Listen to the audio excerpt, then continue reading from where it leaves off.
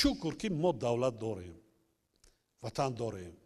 شکر گوییم، به قدر این وطن داری رسیم، شاهیبی کنیم، آباد کنیم، بنیاد کنیم.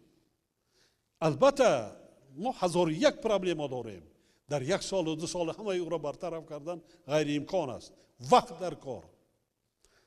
و فرزندان بننگ ناموس، مردمی فرزندان فدایی به این ملت و به این تمدن و به این سرزمین اجدادی خود.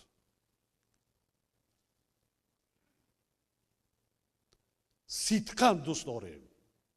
هر جایی که باشیم اتفاق باشیم، زبان شیرین داشته باشیم، با یکدیگر مهربان باشیم، دست یکدیگر را در تنهایی در روزهای سخت دست یکدیگر را گیریم.